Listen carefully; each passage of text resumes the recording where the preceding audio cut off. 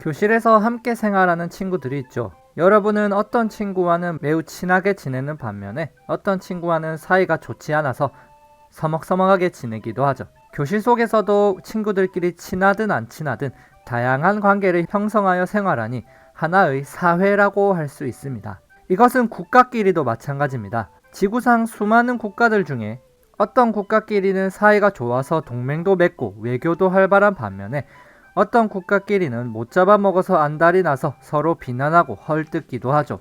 하지만 또 이런 관계가 하루아침에 바뀌기도 합니다. 지구 안의 다양한 국가들이 이렇게 다양한 관계를 맺고 살아가는 사회를 국제사회라고 합니다. 그렇다면 국제사회의 모습은 어떨까요? 겉으로 보면 모두가 평등하고 평화로운 국제사회지만 사실은 각각의 나라들이 결국 자신들의 나라의 이익을 최우선으로 하고 있습니다.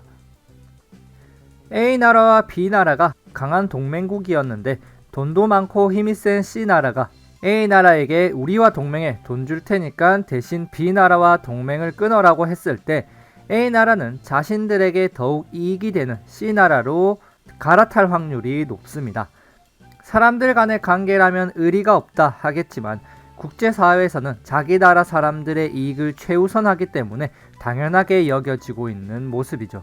국제사회에서는 힘이 센 강대국이 힘이 약한 약소국을 괴롭힌다고 해서 이를 말리거나 중재해줄 곳이 존재하지 않습니다.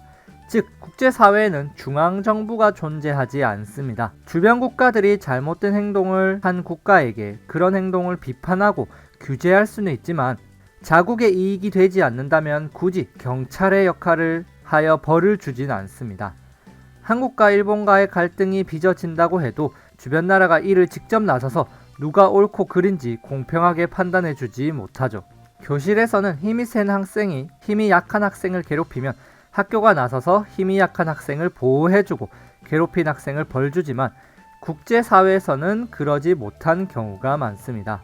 군사력과 경쟁력이 강한 강대국은 국제사회에서 더 많은 영향을 행사하고 약소국은 이를 인정해주는 모습인데 이를 힘의 논리가 적용한다라고 표현을 하죠. 마치 사자에게 덤비지 못하는 하이에나들처럼 강대국의 힘 앞에 약소국들이 움츠려야 하는 상황이 국제사회의 어두운 면이라 할 수 있습니다. 하지만 국제사회의 밝은 면도 존재하는데 만약에 외계인이 지구를 침공한다면 전 세계가 하나 되어 지구를 지키기 위해 싸우겠죠. 이처럼 현재 국제사회는 환경 문제, 인권 문제, 난민 문제 같은 함께 해결해야 하는 문제들을 여러 국가가 함께 해결하기도 합니다. 예를 들어서 WHO 국제보건기구에는 194개국이 함께 참여해 전 세계 사람들의 건강을 지키려고 하고 있습니다. 또는 유니세프와 같이 제대로 먹지 못하고 교육받지 못하는 어린이들을 도와주는 자선단체에도 수십 개의 나라가 함께 하고 있죠. 이렇듯이 국제협력기구를 통해 여러 국가들이 협력하여서 전 지구의 문제를 함께 해결하고도 있습니다. 정리해보면 국제사회는 자국의 이익을 최우선으로 하고 갈등을 중재할 중앙정부가 존재하지 않으며 힘의 논리가 적용되면서도 서로 협력하여 문제를 해결하려는 특징도 있습니다.